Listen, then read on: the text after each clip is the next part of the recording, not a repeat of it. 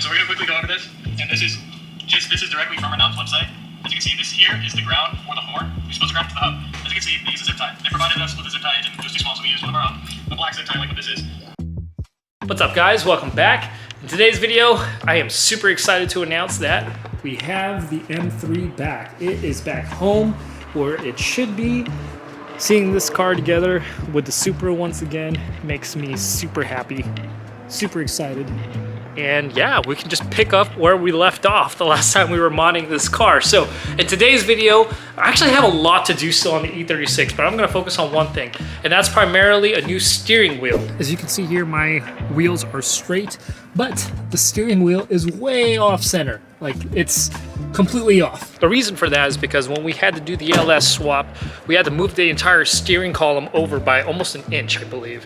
So everything got all screwed up, the wheels misaligned. Nothing's wrong with actually driving the car, but we're gonna get that fixed today. All right, guys, so what you can see here, this is our Renown steering wheel. I found these guys online. They make pretty quality parts. I just went ahead and unwrapped it. Here you can see our horn button there. We went with the BMW one because I wanted to match the car. And of course, we got this steering wheel made with like Alcantara suede-like material. I did get the M stitching with the blue center line on there. Thought that looked pretty cool. Definitely an upgrade for me. And I also purchased their hub. And I believe this is a Momo hub if I'm not mistaken. So I just went ahead and purchased this all together with my steering wheel. The thing I actually messed up on is I forgot to buy a resistor. I thought I had bought one through Renown. I had a brain fart, and I thought that it was actually in the bag, but it wasn't.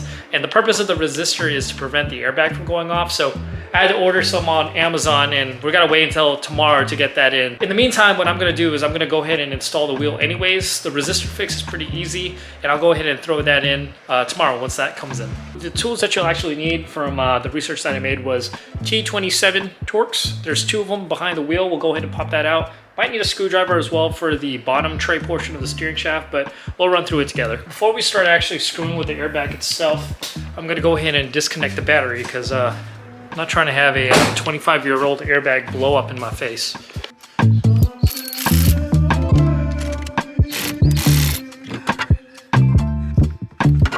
Okay, that's done. So, screws should be behind here.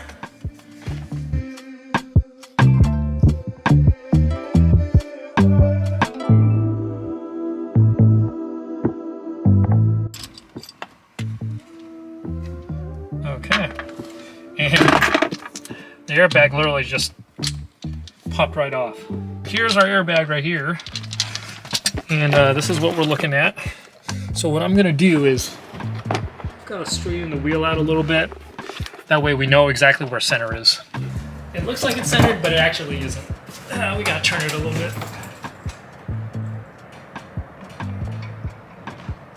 Car could definitely use an alignment. Alright, I think that's good enough.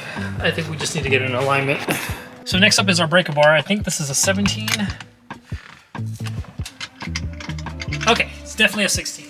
I wonder how hard it is to take this thing off. It'd be easier if I had an impact. You're not supposed to let the lock feel the brunt of this, otherwise you're gonna break the piece inside.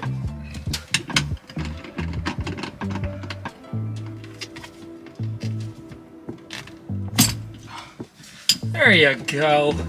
There is, I think, a screw down here. I'll show you guys. Kind of hard to see. You see that little screw? It's actually covering this. Well, I think this actually comes off, but let's see. So there's a little screw located right underneath. Kind of hard to get to. All right. Take the screw out without dropping it. Okay. Bunch of plastic. All right, make sure you don't break any tabs, and it doesn't look like I did. Surprisingly, because your boy always breaking tabs. So you guys can see here, there's that orange clip. This is actually connected to the steering wheel, so this needs to be disconnected. I believe this side will stay in. This side we're gonna have to salvage and actually cut to put the resistor for the steering wheel. So I'm gonna go ahead and remove that right now. You're gonna need a pick to get the tabs out. You can use a screwdriver or a pick. Now, theoretically, that comes right off. Outside the car real quick, here's the old steering wheel. This thing is freaking huge. They call this the school bus wheel, so you guys can see. And here's a new wheel here. The diameter of the new wheel is actually quite smaller. So hopefully this will look 10 times better inside of the car, but yeah, big difference. Obviously this one's also lighter too. But yeah, this one's just beat. I actually rewrapped this with some leather stuff that I found on Amazon, and it's starting to look like ass. So yeah, we'll go ahead and get this out. Again, this is the piece that we're gonna need, and I will show you guys how to solder this to the resistor once that comes in. In the meantime, we're gonna go ahead and try to install the new hub and hopefully get this into the car. So we got the new hub here. This is a Momo hub. And the reason why I got this instead of a quick release is I fucking hate quick releases. I think, for some reason to me, I just feel like they're unsafe. It just seems sketch to be able to take off your steering wheel. And instead of trusting a brand like NRG or eBay for something as critical as a steering wheel, yeah, we ended up getting the Momo hub. So we're gonna go ahead and put this in. All right, I'm hoping I did this right. So I just put the hub on, and I'm gonna connect this power cable.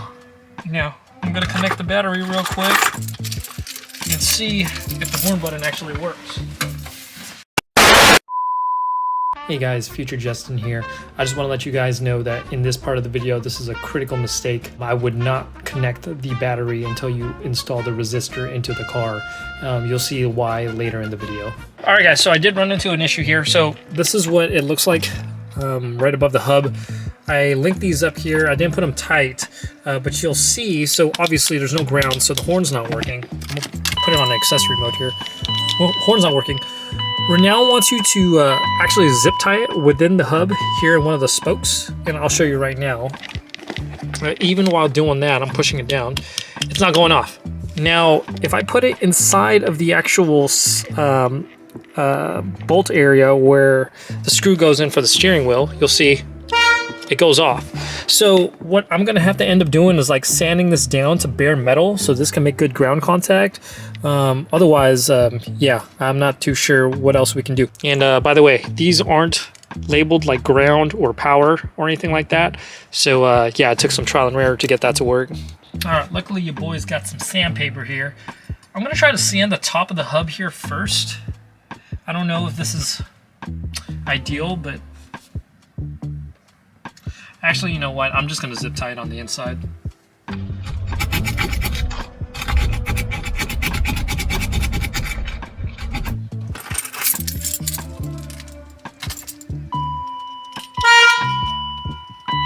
So Renown does supply a zip tie.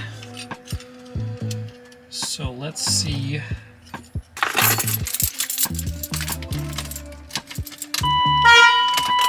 All right, so I want to show you guys. So this is pretty much what it's going to look like. So this is the power. This is the ground lead. And as you can see, right here is where we're getting our ground. So I had to kind of sand this down to get a better contact, metal to metal. And I'll obviously tighten this up. I just wanted to make sure that it was going to work. But with the ignition in, and this should be tightened up down here, should work.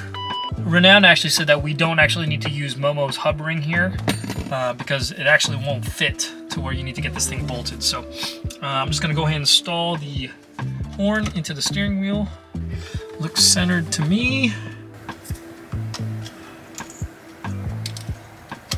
Now before I forget, let's make sure we put the bolts back on for our hub.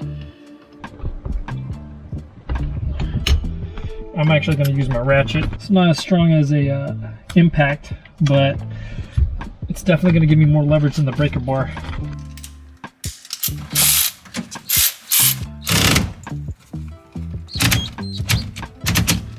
Alright guys, I want to give you guys an update here. I've been really fighting this ground issue. Like, I can see why people are getting frustrated with finding ground for these aftermarket wheels, because the solution that's proposed by Renown is to basically ground it there on one of the hubs there.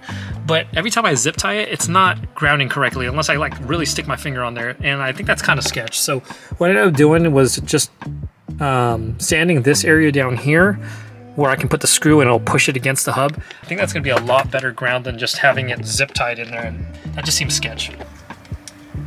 Now, before I screw everything else in, let's test it one more time.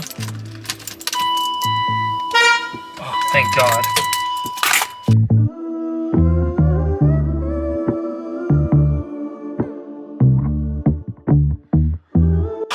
All right, I think that's it. Sweet. Cool. All right, let me clean this up. After all that struggling, here is the final product. So here's the wheel. I got it as straight as I could.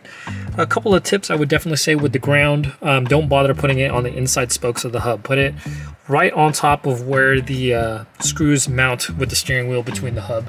Other than that, the next step really is to take care of that airbag sensor, which is pretty much going to be right here.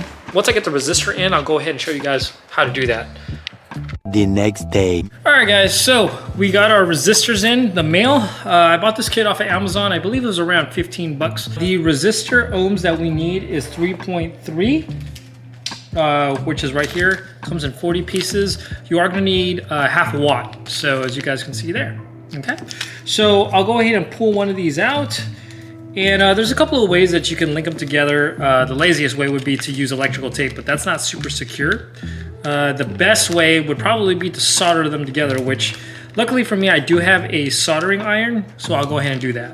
Now, what we're gonna do here with the stock steering wheel is we're gonna cut off this piece here, which is essentially the airbag. There we go.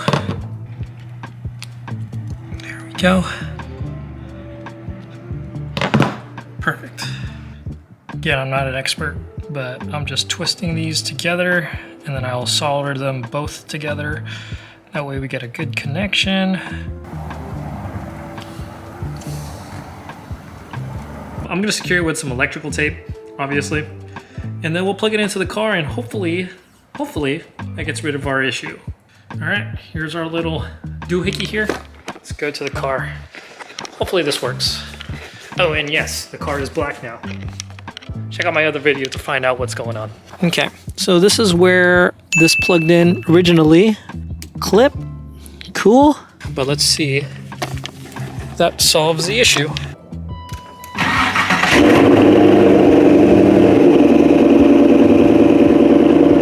Just an update on the SRS airbag light. It is off.